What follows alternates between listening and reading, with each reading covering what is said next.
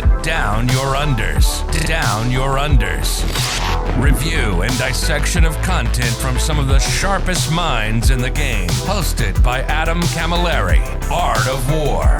Down Under.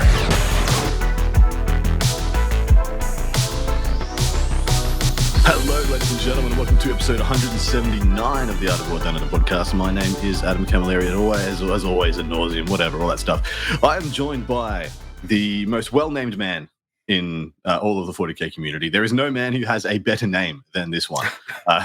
He has represented the wonderful nation of the Netherlands on a couple of occasions at the WTC international level, and he's here to assist me in reviewing my new favorite love, until the Dark Angels Codex comes out, the spiky Chaos Knights. His name is Dick van der Harst. You could not make it up. His parents, I have some questions for them. But hello, Dick. How you doing, mate?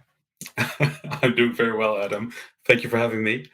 Yeah, I have the same questions as well. It's a weird story, the name Dick in the Netherlands, but we're gonna save that for part 2 because the people need to know. And if you would like to hear more of Dick and his amazing tale of naming and other whatever feats, we come over to Patreon, Art of War Down Under, and get that goodness there. We'll also be answering a swathe of wonderful Patreon questions about the spiky, angry, stabby boys.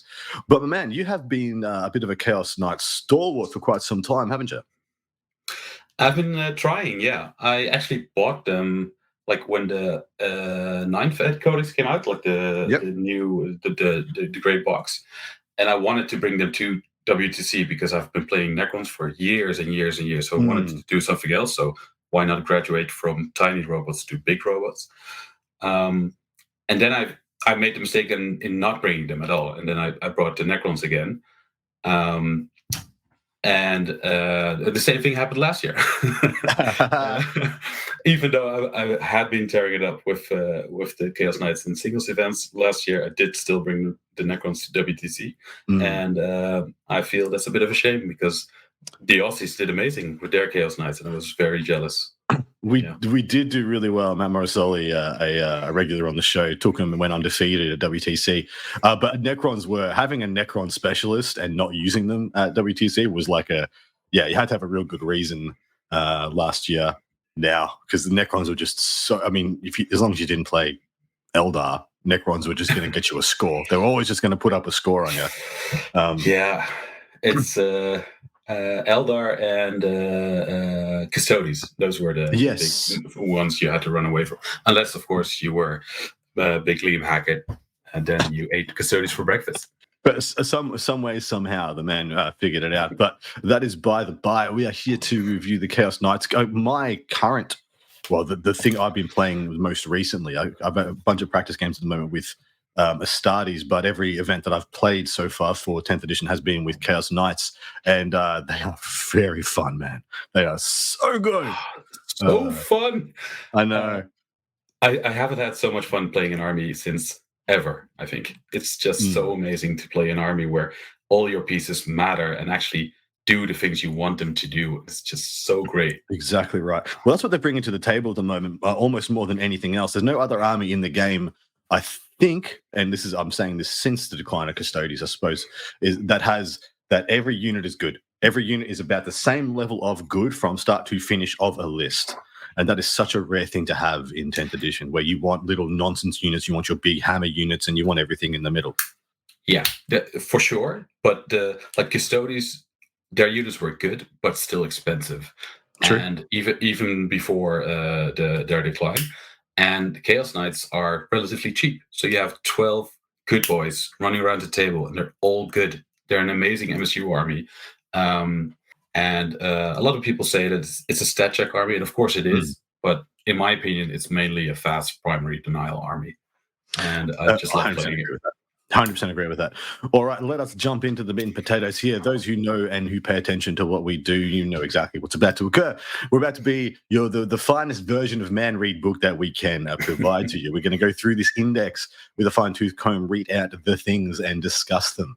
And we're going to start off with the army rule, which is Harbingers of Dread. This reads as thus.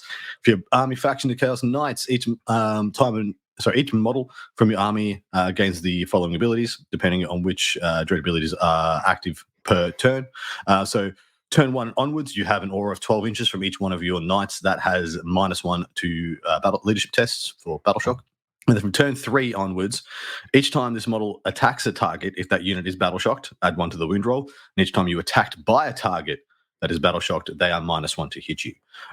This is the core army ability of the Chaos Knights, and it is as I'm well over 10 games in for Chaos Knights, and this ability is a nothing burger. How do you feel about it? Yeah, I remember when the edition dropped, and we in your wonderful Discord, we said that if Battle Shock is a thing, then this is an amazing ability. And at the start of the edition, it definitely was a nothing burger. It didn't do anything because every time it mattered, people would just auto pass it. That's correct. And it did nothing. But in my opinion, this ability is actually decent. It's good enough. I mean, I wouldn't consider it a nothing burger, but it's definitely no fate dice, of course. Yes. Well, of course, that's what I'm comparing it to. I'm comparing it to the best army rules out there, and this just kind of true. But like, it is something that when you combine it with the next rule, which we'll get into in a bit, it actually is pretty good because it will matter every game. And as a Necron player as well, the first thing I look at nowadays is their leadership values. And when you see all the canoptic stuff having leadership 8 naturally, or the characters having leadership 6, that becomes a 7. That means that they will probably still fail a lot of battle shock tests. I don't understand why they made it so that enemies have a -1 to hit you and you have a +1 to wound on them. I would rather have like the same for some reason. I don't like that it's not symmetrical. So if they would have gotten a -1 to wound on you, then we busted. It would have very, very busted. So on paper, these are the kind of army rules that I like in the game. These are the kind of cool. On this term, on this day, this is something that could matter. Rather than here is a blanket ubiquitous, your army is just better for some reason, and here is ability that no one else has, like fate dice, miracle dice, stuff like that. And the first version of Oath of Moment, which was like, you sir are absolutely dead. Reels to hit, reels to win. This does not hold a candle to them, and yet this is what I wish army rules were. Exactly. It's fun. It's interactive. It's unique. Like it breathes character. And it just gives your army life in a way which almost no other army does. But it's not overpowered. People will always forget about it. And then you remind them and they're like, ooh. And then they fail their roll and you're happy. In my game so far, it's mattered once. In like 10 plus games, once it has mattered, which I may talk about in part 2. But what is the detachment rule for the Traitorous Lance, my man? Give us the breakdown there. Well, the breakdown is that... if you are a unit of models, if you lose a single model and you are within 12 inches of a Chaos Knights model, then you have to take a Battle Shock test in the Battle Shock test step of the command phase, I think it is. And if you are a single model unit, if you've taken even a single wound and you are within 12 inches of an enemy Chaos Knight, then you also have to take a Battle Shock test. So denoting that even if you've just lost wounds, you have to take Battle Shocks.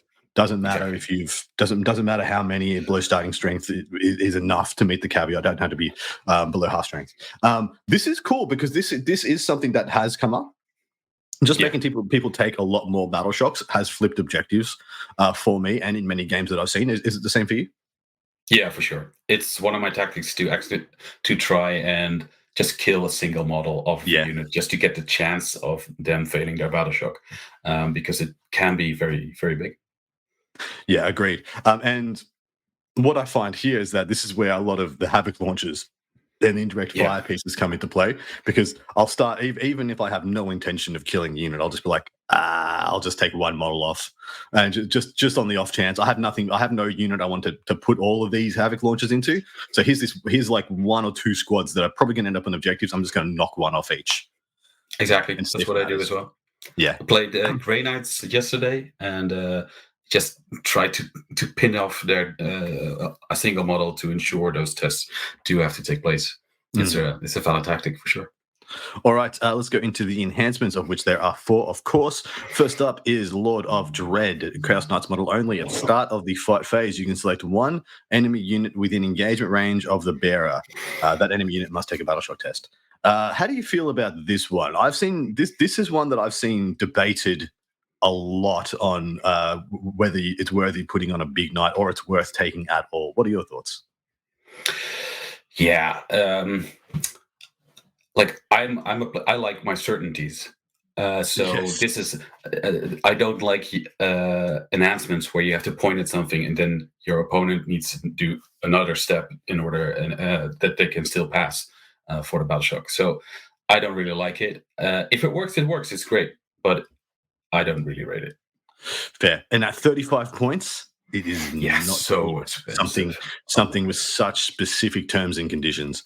I mean, if it was like point at something within dread range, like if you could just point at something within 12 inches and make it take a battle shock at the start of the fight phase, it would feel so much better. Engagement range, I feel like, is the thing that kills this. And or in the command phase, in the command phase or your command phase, wonderful. Then I would take it. But fight phase means that it will only work for your stratagems or like end of turn holding stuff, which could matter but shouldn't matter if we go into tactics later on. The debate that I've heard about this one is that it stops interrupt. If you had 2 pivotal combats, you at the start of the fight phase, you see if this one gets battle shocked, as the one with Lord of Dread on it, and then you know you can attack elsewhere because they can't interrupt. They can't spend their 2 CP to interrupt. So that's the only key, like, big play brain that I've seen come from this. And for 35 points, okay, that's something I never thought of. So that is actually a real great application. But at the same time, for 35 points, I want to point at something even once per game where it just happens and you shouldn't have to roll for it. I'm not taking this for 35 points. Yeah, I'm not taking 35 points. Yeah. Tell us about Aura of Terror. Yeah, so it's Chaos Knights model only, of course. If you control an objective marker, it's sticky objectives.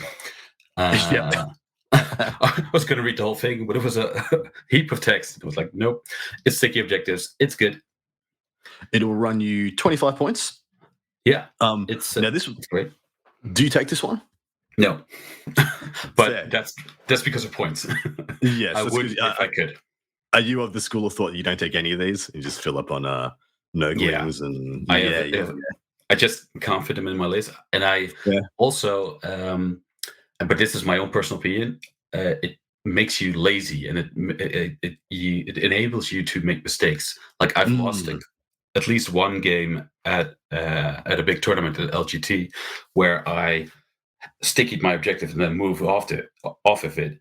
It was still within 9 inches, but somehow my opponent still made it on the objective by some cool tricks which I forgot about, and that just shouldn't have happened. So you should always still park your knight on a center objective.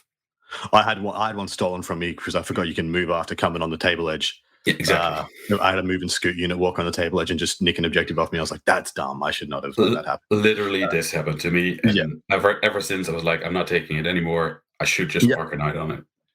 The cute rider here is that whilst that, of course, it's in the command phase when you sticky it, and it remains under control until someone takes it. But the rider here that makes it a little bit spicier is that it is part of your dread aura. So it is a -1 aura of 12 inches from -1 battle shock from that objective. And that makes it a little spicier, but still, yeah, but is what it is. I mean, I've almost only ever stickied my home objective, and your enemy unit just shouldn't even get within 12 inches of your home objective. Correct. If people are taking home objectives as Chaos Knights, you're probably effed. Like you're probably not in a good place. Trader's Mark is the next one. The Doom and Darkness ability, which is the one that usually happens on turn 3, as in the, if they're battle shocked, they -1 to hit you, you're +1 to wound them, is active from the first battle route onwards for the bearer instead of the third. This one will run you 30 points for the privilege. This one I have never seen taken. No, I would never take this. I mean, we had the discussion about it being a nothing burger, the rule. I think it's good, but it's not good enough to spend an extra 30 points on the off chance that it's working for you. Agreed. Give us the last one, mate. Yeah, the last one is Armor of Contempt on a Chaos Knight model. And it's pretty good. and it will cost you 40 points. 40 points. That's not so good.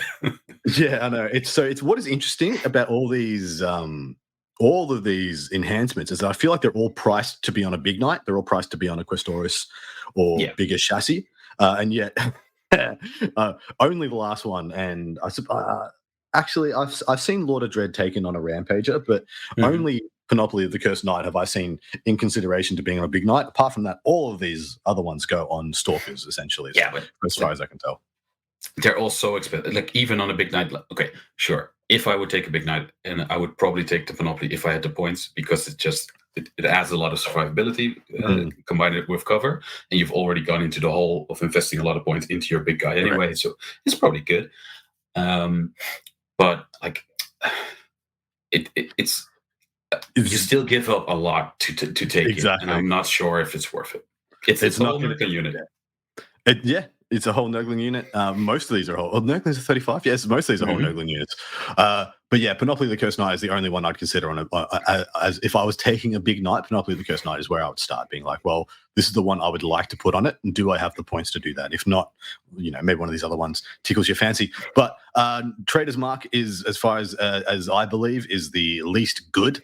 And Panoply of the Cursed Knight is most good. But Aura of Terror is the only one I generally take, and that's because I usually have a wonky amount of points left over because I'm playing mono Chaos Knights rather than taking allies. And if you are, you will 100% have points left over for enhancements. You do not have a choice. For sure.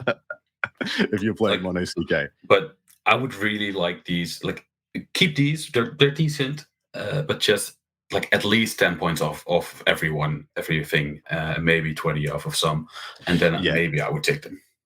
That's fair. Yeah. I mean, if they were 5 to 10 cheaper across the board, maybe even in the old War Dogs list, you would start taking 1 or 2 of these. Yeah, but I mean, the Lord of Dread, I would take it for if it was 5 or 10 points. More, no, never. Yeah, 100%. The Lord of Dread one needs to be like 10 points, no more. All right, into the stratagems, of which there are 6, of course. First of which is Dread Hounds, is 1 CP. This is a battle tactic. Just for people wondering, Chaos Knights have 0 ability to make things cheaper or free stratagems. We have 0 ability to do that. But when you say battle tactics, it's only things that can be punished. Then just take that as a known. It happens in the shooting phase or the fight phase. 2 or more War Dog units from your army and 1 enemy unit that is an eligible target for each of those War Dogs. Until the end of the phase, the selected War Dog units can only target that enemy unit, but all weapons equipped by War Dog models gain sustain hits 1. In addition, if that enemy unit is battle shocked, then you crit on 5s instead of 6s. This is good on paper, but do you use it at all?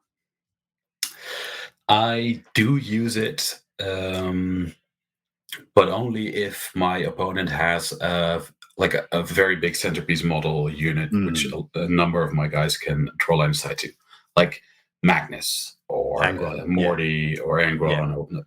I'm not sure about Angron because he will just come back anyway, but like a big unit of Exalted, sure. Yeah. But I never use it in melee for some reason. Yes. It's just too little bang for my buck, I feel.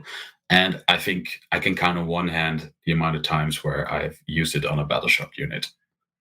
Yes, I've never used it on a battle shock unit because that's exactly right. You're using it on big, dangerous things, and if they're half dead already, they're not that dangerous, and they don't need to use CP on them. Exactly. Usually these things are like your opponent's Wraith Guard unit. Now it'll be your opponent's Canoptic Wraith unit. You're not going to get them battle shock before you try and get in melter range with your brigands and stuff. And I'm with you. Yeah, I pretty much have only ever used this on 2 brigands.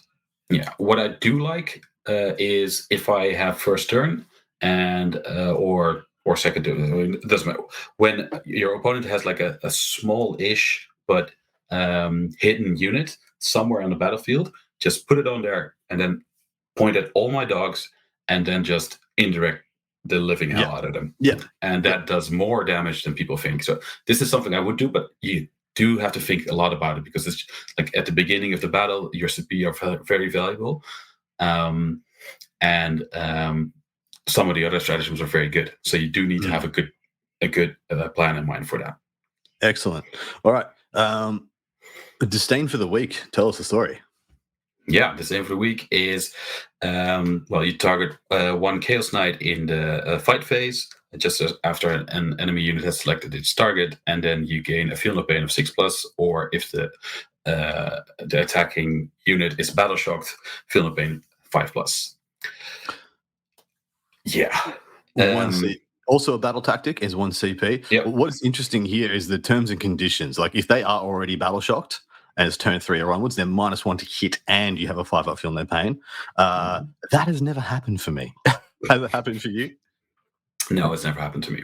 It's this one goes into the same box as rotate ion shields. Like, you will use it once per game, maybe twice per game. 2/3 out of the time you will feel bad about it, but you just take it on the off chance of maybe living, and if you do, you'll flip the battle. Correct. But it's just not amazing. Yeah, agreed. All right, next up we have Terror Shades, one of our favorites. One of our favorites from 9th edition, the best thing in the book from 9th edition. This is not a battle tactic. It's 1 CP. Any phase just after an enemy unit fails a battle shock. So they have to be capable of failing battle shock. 1 Chaos Knights unit from your army that is within 12 of that enemy unit rolls 6d6 for each 4+. The enemy unit suffers a mortal wound, and you regain a mortal wound.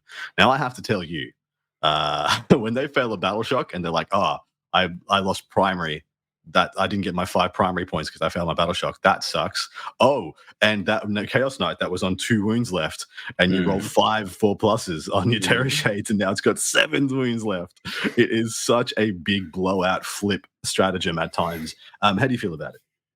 Yeah, it's great. It's I just said it's the best stratagem, but obviously the best one is yet to come. But this is pivotal. This is one of those you really want to keep SCP back just to be able to do this, just to kill that annoying character who was left on 1 wound, or just to to heal your own dudes. And also, when you look at the terms and conditions, it's just for every 4+ you roll, you will get a wound back. So even if you, at least I play it in the way that even if my opponent only has 1 wound, but I roll 5 4s, then I will get 5 wounds back. Yeah, just want to call out that you said terms and conditions. Bless your heart, sir. Finally, after years of it being the dumb thing that I say, it's starting to catch on. I'm wearing them down, people. I listen to this podcast too much, Adam. It's getting to me. Please get me out of here. Ladies and gentlemen, they're out there in the wild, breeding. A long leash. What's the go? Oh, yeah. For some reason, Adam, you're giving me all the crappy stratagems, and you're taking all the good ones. We should have thought about this before. Never. I don't plan these things out. No, it's you in your command phase, you pick 1 big knight from your army. And not every big knight, but all the normal big knights who have auras who affect your war dogs. You pick one of those, and up to 3 war dog models. And then wherever your war dog models go on the board, they count as being in range of the aura abilities the board model has. Yeah. So there's a bondsman ability that's similar to this for the Imperial Knights. So I thought this was actually quite good for a little while. And that because it worked on castigators. Exactly right. Castigators and lancers. And then I realized they do not have the abhorrent keyword. I went there, like half a day of me going down this rabbit hole of thinking I had a little possible, snowflake moment of reinvention for Chaos Knights. And I was like, crap. Yeah, it really sucks. It's, I think I may have used this once on the 1 game where I played a Rampager and a lot of carnivores. It's cool, but the other things are better. It's a cool stratagem. It doesn't do anything, unfortunately. You can do the next one. I know you want to. Lay it down. No, I don't mean to bully you into that, Adam. No, too bad. All right, so next one, Diabolic Bulwark, 1 CP, is literally rotate iron shields. It does not matter. You either do it like Dick said earlier, either do it at a pivot point where your knight surviving will change the outcome of the game, or save your CP, don't do it. I see so many people wasting CP unnecessarily on this when they have, your opponent looks at your unit and they have another unit that they can shoot with the rest of their army, and you rotate, then they just switch targets, and it didn't matter. You wasted your CP. But yeah, if you can use this to flip around or flip some points, go for it. If not, don't use it. All right, now you can do the last one. Yes, thank you, Adam. All right, So best stratagem in the book for sure. This one, you pick it in your movement phase or in your charge phase. Notice that it doesn't say at the beginning of the movement phase or the beginning of the charge phase, but it's during the movement phase as you move your models or as you make your charges. Roll for your charges. You pick up to 2 Warlock models or 1 Big Chaos Knight. And until the end of the phase, selected models can move horizontally through models and terrain features as if they were not there. And this is the reason why the book is good. This is the only reason the book is good. Yes, it's amazing. You will do this 5 times every game, maybe more than that. You will tell your opponent about it every one of their movement phases. Mm-hmm. So the most time, I almost want to get a chess clock. Because I played a couple of games of Knights on the chess clock, of course, because I just like to get my bearings. And I swear to God, I spend so much time in my opponent's turn being like, I could go there. They're like, no, you can't. Knights a shade. And they're like, I could take that objective. They're like, no, you can't. Knights a shade. And they're like, oh no. Then make their cogs turn. It's so powerful. I had one of my regular gaming buddies who invited me to play test a new army of his, and he was like, okay, so I'll just move block your whole army with this, and I was like, but I will just move over them with my models.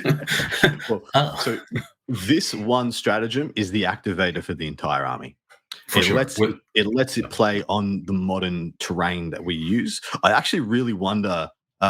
When Chaos Knights get a codex, and of course it's going to have other detachments in it, almost definitely they don't have Knights of Shade in it. Can they be good on this terrain?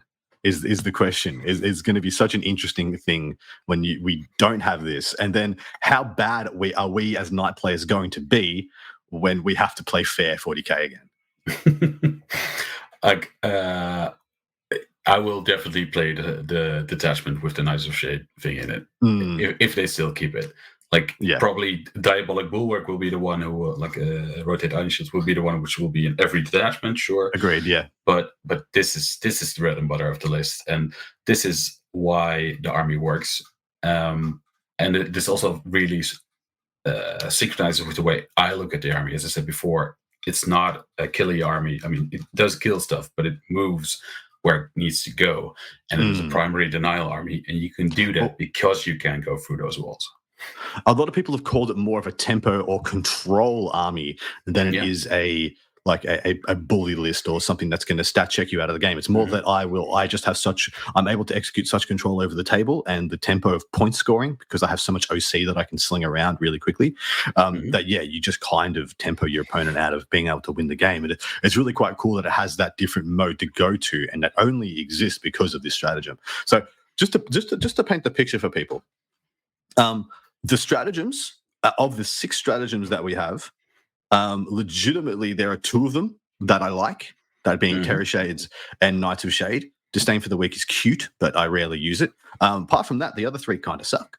The enhancements, they're okay, but you rarely take them.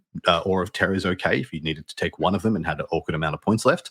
And the detachment rule and army ability kind of suck too. That is how good Knights of Shade is. Yeah. Do you agree?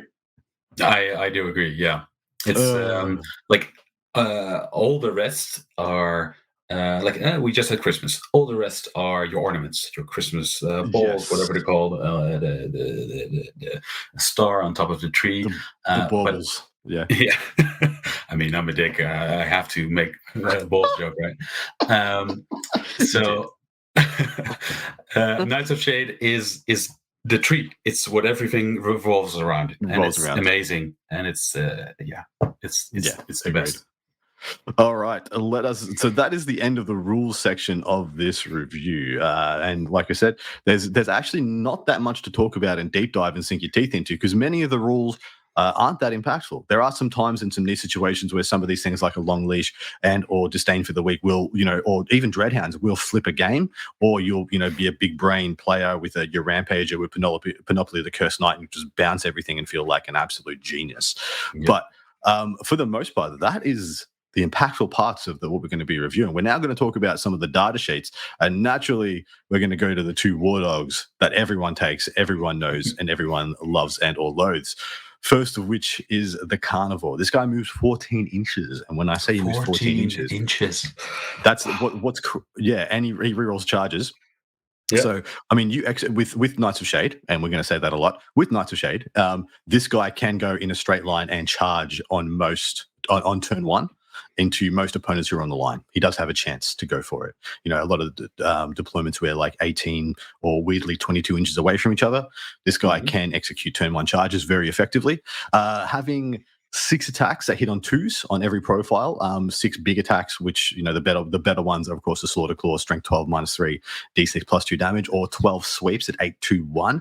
It is a very good melee unit. It's amazing. How do you feel about this guy?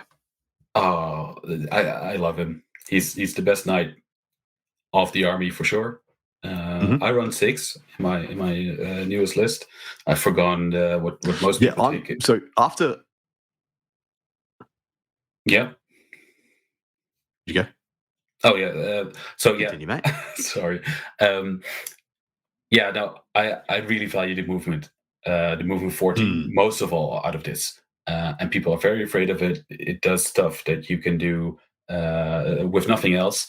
And he's just the most reliable model in the entire army, and you should run 6 for sure.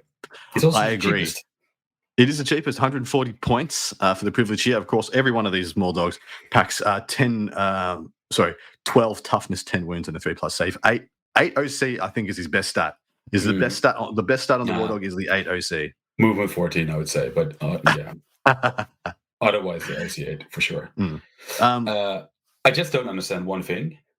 Yep. Why is the strike of the sword worse than the claw? Why doesn't it do something else? Like, I know. It's worse strength, worse damage. Why do you even have it? It's just dumb. Yeah. It should have like dev wounds, or it should have sustained hits, or it should have lethal hits. It should have something else. It needs a keyword strapped onto it, because there's no point for it to exist. Either you're sweeping or you're smacking with the Slaughter Claw.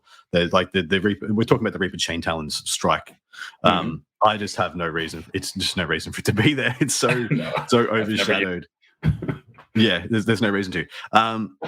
I would just take an army of carnivores. If I could take 12, I would take 12. I love them so much. I think I agree. Somebody here. Yeah. Is someone breaking into your house? You're good? No, I'm good. Defend the carnivores. Go. The next one, of course, we're going to talk about is the Brigand. Tell us the story here, man. Why do people love this model? Because it hits on 2s. That is the main issue, but the other thing is it has better AP. So from 9th to 10th, the chain cannon went from AP 2 to AP 1, and AP 1, as we all know, in the current game, is literally nothing, because everything gets covered, and you just shooting pellets at people. But when they have AP 2, then they're good. Then they do a lot of damage, and they're very reliable. And they get AP 2 when they shoot at the closest target, increase the AP across the board by 1. Yeah. I've actually found the Demon Breast Spear going from AP 4 to AP 5 to be weirdly relevant at times, shooting into stuff like Land Raiders and exactly. Perfect. We said it at the same time. We're so synchronized, Adam. It's beautiful. Just in sync. It's to start a boy band. But the Brigand will run you only 150 points still. I do 160 points. Yes, I think. Sorry, I'm looking at the Stalker. My bad. You're absolutely correct. Yes, 160. And all the others are 150, except for the Carnival, which is 140. Yeah, which is very weird that they did that in the latest balanced data slate, because they put the Brigand up and the Carnivore down, so it kind of everything stayed exactly the same. Yes, it's. I mean, GW's ways are theirs. Yep. I don't know. All right, now we're each going to pick one big knight to talk about, which isn't going to take us very long because there's not much to talk about them. But we are going to try it. Matt, you can go first. Ooh. I will pick a Knight Tyrant then. Ooh, interesting. Yeah, I didn't want to go for the obvious pick, which I'm sure, which now you should probably have to talk about. I'm going to have to now. But I really like the Tyrant. Like the idea of the Tyrant is very good. Like at the beginning of the edition, when towering was still the way it used to be, you could Overwatch with them at all. Yeah, it was very good, and I bought one, and it's sadly still in the same box next to my desk. But I just really like the idea of it, and it just looks very cool. It's just a cool model. So he has, you can choose to have either the big damage shot. Yep. What's it called again? The harpoon and the flamer, or the plasma cannon and volcano lance. Either option is good. I think at the beginning of the edition, the flamer was better. Now I would probably go for the plasma variant. Yep. And what is also weirdly relevant is that they give out an aura of cover for war dogs, which on some boards actually matters because you have to think less about positioning your war dogs, and because if you take them, you're probably taking more shooty guys. It's easier to put them in the open but still get cover.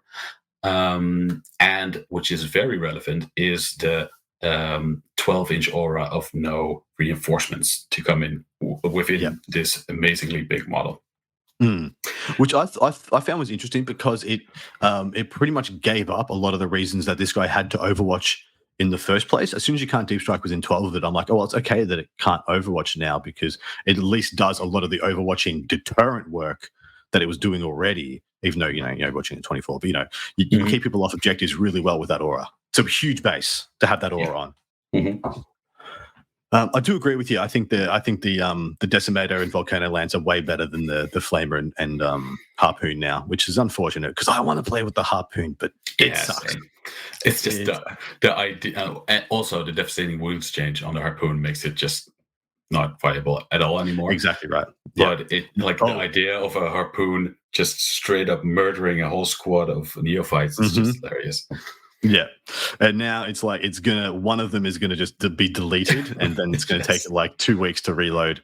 It will run you 555 points for the memes, and it's unfortunately not worth it at the moment because you get 3 brigands and change instead, and they hit on 2s, have more wounds combined, and can be in 3 places rather than 1, and that's pretty much. Every chat we have about a big night is going to come down to how many war dogs could I get for the points, and exactly in every comparison, the war dogs win. Yeah, and the only acceptable answer to this question is I don't care. I want to run my big dude, which is a valid answer. But if you're trying to win games with the faction, then you're not going to take the big guy. I think the Rampage. I'm going to say this, in a vacuum. The Rampager, the Night Rampager, is very good. Yeah, I agree. If you didn't have carnivores, the Night Rampager would look like a star, like literally a movie star. Yeah. Moves 12, so that's 2 inches faster than its contemporaries, which move 10, like the Desecrator. Having 6 attacks in combat, of course, they hit on 2s, 18 sweeps. That gives strength 9, -3, 2 damage. My lord, you annihilate Chaos Space Marines, anything, Astartes profile. You just absolutely mulligan it. Each time this model makes a charged move until the end of the turn, its melee weapons have sustained hits 1. In addition, once per battle, this model is eligible to declare a charge in a turn in which it advanced. And then while friendly war dog within 9 of the model, they reroll hit rolls of 1, which I haven't seen come up yet. But it's the freaking advance and charge once per game. So you just pop Knights of Shade. This guy goes through a wall from a staging area that I walk to on turn 1 and is just amongst it. It is just a missile, mate. Have you played with this guy much? I haven't played with him much because I've always been a Tiny Knight player. I really prefer the Tiny Knights. But if I would take a big Knight, of course it would be a Rampager. There's no question about it. Yeah, agreed. I played him 2 games, I think. So my issue with the Rampager at the moment is that in teams events, most of my night games have been in team events. where I didn't have allies, so I was playing mono Chaos Knights, and then having one Rampager and then all War Dogs, there is an unavoidable 60 points left over you can't spend, and that just feels bad. And that's with taking Panoply or Lord of Dread and or something on your Rampager as an enhancement. You are just left with points you cannot spend. And it feels so bad. And so then you're like, well, I take a Rampager who costs me, 400 points for the Rampager. Yep. Which isn't a lot, sorry, to be sure. Yeah, 380 for the Rampager plus an enhancement. But when in reality it's costing you, 440 points because you can't fill the last points of the list. Yeah. And so it's an arbitrary leftover amount that you can only point at the Rampager for making you pay it. That's why he fails in the mono Chaos Knights list. Have you experimented at all with any of the Forge World Knights? I literally just bought one yesterday. Which one did you get? I mean, I got the only one which was in stock, sadly, and because I was hoping to 3D print the rest of the arms. But I get them for the Lancer, of course. The beautiful. That is the idea, to have a guy which you can do a free tank shock with, and you give War Dog models assault on their guns, which is very good on brigands. So you will just have one big dude protecting all your tiny dudes who are shooting the crap out of the enemy. It's a very, very thematic choice, I would think. And he's on the verge of being it. Also, he moves 14 inches, which I honestly didn't see before just now. Yeah, dude, it's speedy. It's funny that the Rampager is better in combat, but the Lancer brings utility. First, it actually has a gun. It's not a great gun, has a gun, is harder to hurt, it is faster, harder to hurt, and has better defense and more wounds, but it costs 80 points more for the privilege. So I freaking love the Lancer though. Like having a Carnivore tank shock and a Lancer tank shocking in the same turn just feels cherry. Does the Stratas fit in your list then? If you were saying that you had 80 points odd. I think I had about 60 left, and so the Lancer doesn't quite fit. So at least that's my recollection of things. I may be off by a couple of points. Let me just quickly see if I've got it up in my battle scribe. We're off into the weeds now, but I am going to quickly ask you one of the important questions of the day, which is when we get to this stage of the show, we rate the index. So as a Chaos Knight player, mate, out of 10, how happy are you with this index? Yeah, I'm actually pretty happy with the index, but that is because I like the small knights first. I love my carnivores. It's just something so thematic about like a pack of dogs literally harassing an enemy and bringing your enemy down, which for me it's just amazing. It's very good. But I feel like for most people, knights are big knights. And in that, the codex really doesn't make the cut. So yeah, for me personally, which was the question, I would give it an 8 out of 10. I think. I would really love it to have a slightly better army special rule, but otherwise, I'm very happy with it. But if I would go to how the community views it, I would probably give it a 6 even. Yeah. I think I give this a 6 to a 7. And most of the same reasons. I only give a high score for an index if the internal balance is good, and the internal balance of this book is completely out of whack.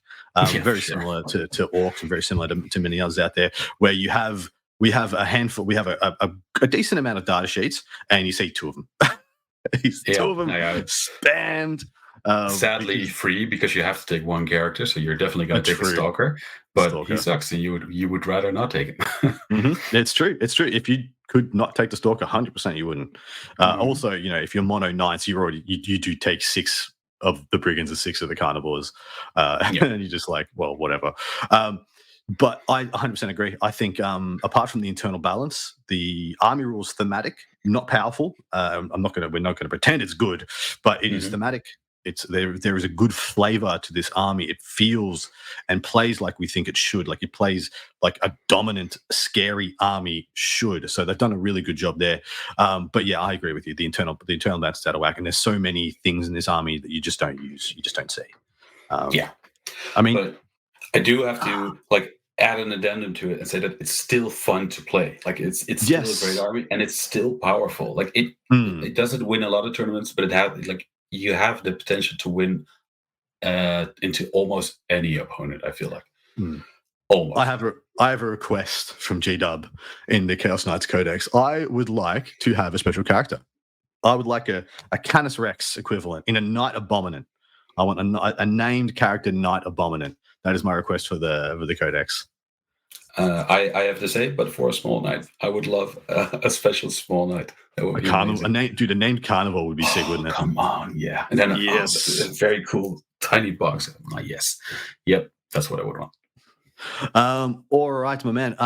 Where do you see Chaos Knights as it stands right now in the competitive tier list? Like, if you were to put them, where me and Peter did our rankings, I'm just going to quickly check. Actually, I'm going to quickly check where we put them, just so I don't high B or low A. I think they're high B, low A in teams.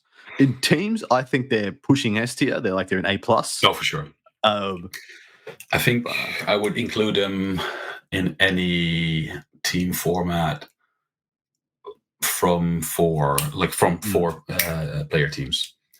And that is because in pairings they just play opponents. Well, exactly right. Apart from dodging 3 matchups, you can just bully the rest of the field. Like, there's 3 matchups that you do not want, and then you just annihilate everything else. It's such a polarizing matchup for people, and it brings such fear. On our tier list, Peter and myself put it in right in the middle of the pack in B, is where they're sitting stats wise. But you think in the best hands in the world, in the hands of faction specialists, they're an absolutely an A plus or a B plus or an A tier army. Yeah, I would say so. Yeah. Like this is what old knights players have, and the same with orc players and such. There's just a lot of people playing this for fun, which is amazing, and people should do that. But that does drag the win rate down, and I feel like at WTC at the War Masters event, Arne, I think he was Arne Zend, he just picked up a teammate's knight army. He played it for the first time at the War Masters event, and he got 2nd place, I think he got, or 3rd place. Like, did very well with it. Yeah, it was one of the best tournaments in the world. Yeah, 100% it was. All right, mate. That is going to bring us to the end of this episode. Thank you so very, very much for coming on and chit-chatting with me about one of our favorite armies. Hopefully we got a codex coming down the pipeline this year. That would be fantastic. But if not, man, our index is in a very good place. So we're very happy with it. I have a spicy take on that. Yes? I think they're going to make a single book for both knights. And free detachments for Chaos Knights and free for Imperial Knights. And I don't know why I've decided upon this, but I think this is going to happen. Well, when you think about it, it's actually with the limited identity space they have to work in, how are they going to make 5 or 6 detachments for knights? They're never going to do it. No, there's not. It's here's the one for big knights, here's the one for little knights, here's the one where they both work together. That's the one. That's it right there. Or they could just do it really dumb with the big dumb brain and be like, here's the one that makes them better at shooting, here's the one that makes them better at combat, here's the one that makes them move better. And if that's the case, the move better one is going to be the better one all the time. Yep. That's generally speaking. But that's going to bring us to an end of the episode, mate. Is there anybody you would like to shout out, name, mention, and or plug before we close off? I really like to do a shout out to my team, Team Netherlands, of course. Awesome group of guys working really hard to get an even better result at this year's WTC. I really hope I'm going to make the cut again to represent my country. And lastly, just become a patron of Art of Order and Honor, guys. It's really great. Part 2 is amazing. You should always listen to it first. No. Yes, you should. I mean, I never do, but I feel like I should. It's just definitely your money's worth. So do that. Lovely of you to say, man. I really, really appreciate that. Thank you so much again to everybody who supported me thus far. We're, creeping up on 4 years of doing the show, episode 179. Crazy talk. But, mate, thank you so much again for coming on. You're an absolute gent. Can't wait to give you a big, nice, crisp high five when I see you in Belgium this year. Good luck with your WTC aspirations. And I'm definitely going to be there. If I don't make the team, I'm just gonna be hanging around and annoying. Well, it's like half an hour away, right? Yeah, well, an hour, but still. Wait, is it only an hour? Yeah, it's literally an hour. Oh, you guys suck. Oh, that annoys me so much. Sorry. You know what's within an hour of me? Nothing. Nothing. Oh, man. Anyway, all right. Take care. Love you, mate. And we'll see you on podcast, guys. See you next time. Thank you for listening to Art of War Down Under, a content review podcast for Warhammer 40K, hosted by Adam Camilleri, produced by Seamus Ronan. Enjoyed the show? Want your lists reviewed and the content you heard put into practice? Sign up to our Patreon and connect with us online or on Facebook. Just search for Art of War Down Under. Signing out from tomorrow.